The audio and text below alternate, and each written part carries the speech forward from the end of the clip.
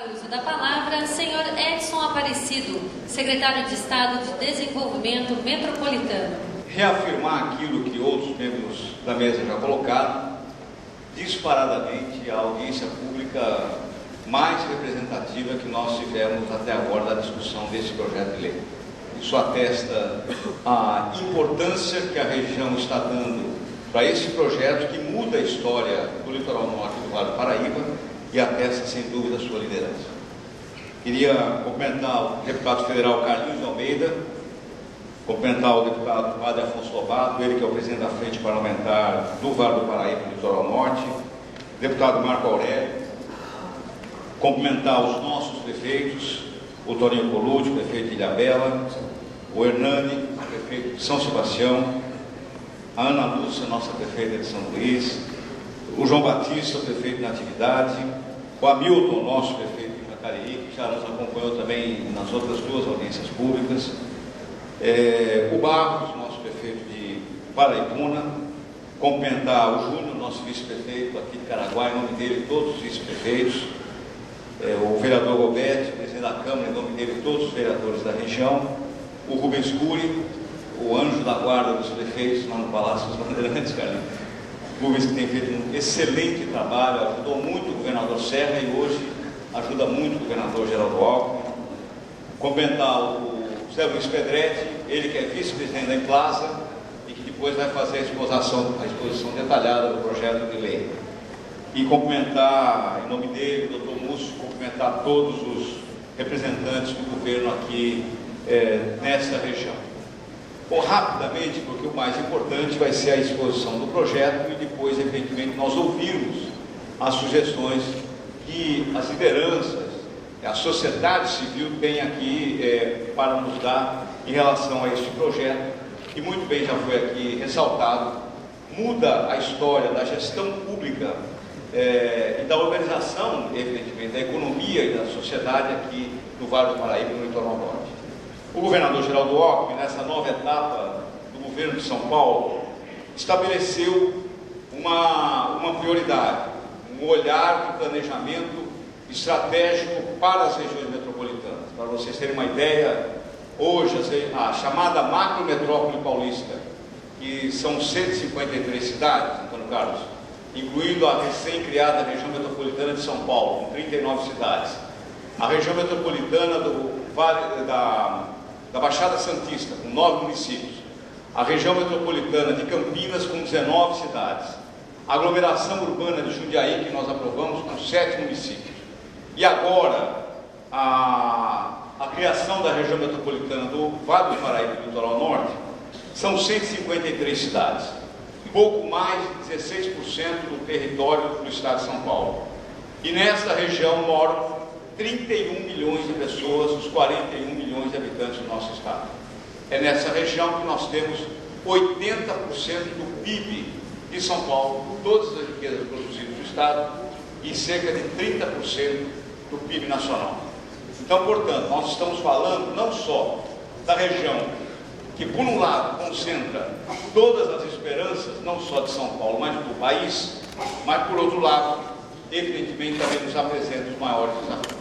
Aqui se concentram os grandes desafios, como aquele que salientou Carlinhos, de mobilidade, de drenagem urbana, de planejamento, enfim, as questões sociais, as questões de habitação, de preservação ambiental, evidentemente estão aqui localizadas. Até porque nesse processo de crescimento econômico que o país vive hoje, cada vez mais o país é um país com uma alternativa na economia mundial. Nós temos algo que hoje o mundo mais não dispõe, a Europa não dispõe, outras regiões do planeta não dispõem, que é a escala. Aqui nós temos escala, aqui nós temos produção, aqui nós temos território, aqui nós temos população. E é evidente que se nós passarmos a planejar o desenvolvimento, e é este o grande salto de qualidade que nós estamos apontando nesse projeto, planejar o desenvolvimento para que a gente não possa ter aguçado os problemas que outras regiões metropolitanas já tiveram, como por exemplo a região metropolitana de São Paulo. E para você ter uma ideia, Antônio Carlos, tem um município, que é Barueri, que tem a maior renda per capita da região metropolitana. E o município do lado, que é Carapicuíba, tem a segunda pior renda per capita da região metropolitana. Houve um problema de planejamento. é fundamental que a gente possa fazer uma integração para que alguns municípios não fiquem com a riqueza e alguns outros municípios fiquem com os problemas de uma determinada região. O planejamento do desenvolvimento regional, ele é absolutamente fundamental. E o governador Geraldo Alckmin, então, estabeleceu um outro olhar para esse planejamento dessas regiões metropolitanas.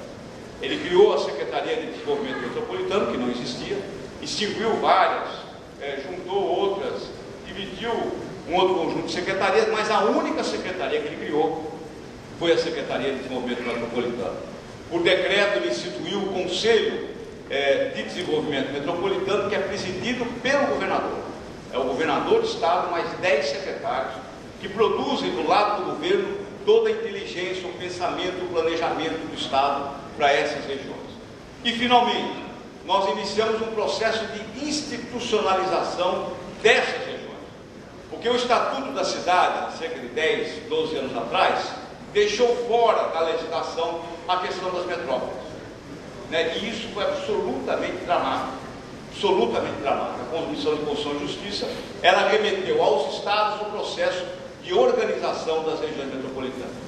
Então, o governador retoma esse processo de institucionalização que vai fazer com que, a partir de agora, nós tenhamos instrumentos de planejamento, instrumentos de decisão, instrumentos de financiamento para o enfrentamento dessas grandes questões.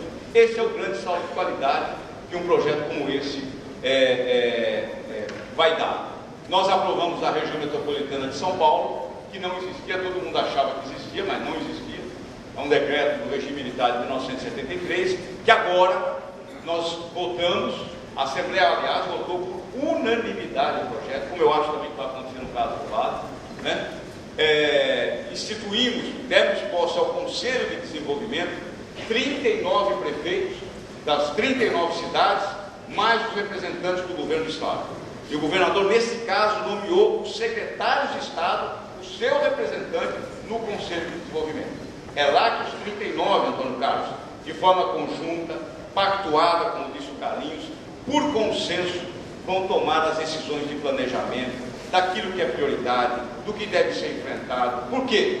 Porque os problemas são comuns entre uma cidade e outra, e quase sempre a solução desses problemas não é mais individual. Hoje, para você combater o problema de enchente no município, você tem que fazer a obra na cidade do lado. Na maior parte das vezes não tem condição de financiar uma obra. O problema de mobilidade, da mesma maneira. O problema de capacitação, da mesma forma. Nós vamos ter um processo de desenvolvimento nessa região que, se nós não impedirmos de forma planejada o fluxo de mão de obra, essa região vai explodir de forma incorreta. Nós temos que preparar a região para que a mão de obra regional seja absorvida no processo de desenvolvimento prensal. E não a gente tem um grande fluxo de mão de obra desordenado para esta região. E isso tudo exatamente o Conselho de Desenvolvimento Metropolitano, que eu vou falar rapidamente, vai ser esse instrumento de planejamento. A lei é uma lei muito importante. Se baseou o governador Geraldo Alckmin muito no projeto de lei do deputado Carlinhos de Almeida, que apresentou há algum tempo atrás na Assembleia Legislativa. Nós mudamos algumas coisas. Já queríamos ter apresentado um projeto mais aperfeiçoado, mas achávamos que exatamente os parlamentares, e ouvindo as regiões, nós poderíamos aperfeiçoar o projeto, como eu acho que nós vamos poder aperfeiçoar. No mundo todo, e aqui no Vale do Paraíba não vai ser diferente, é o processo de integração que, na nossa forma de ver, provoca o desenvolvimento planejado e o desenvolvimento correto. É a correta utilização do território urbano, e também não do território urbano, apesar, Antônio Carlos, que o censo de 2010 aponta que nessa região macrometropolitana, para você ter uma ideia, 96% da população mora na cidade. 96%. Mesmo na cidade, Piracicaba, naquela região, o cortador de cana não mora mais no campo. Ele corta a cana e de noite a sua família mora no centro urbano. 96% da população mora na cidade. O cidadão hoje é urbano e é metropolitano. Metropolitano, como salientou aqui o Carlinhos de Almeida. Estuda numa cidade, trabalha na outra, mora numa terceira. É desse jeito. Está tudo hoje absolutamente ligado, está tudo absolutamente conurbado. E esta região, ela tem características absolutamente importantes nesse momento. E o espírito desse projeto de lei é provocar o processo de integração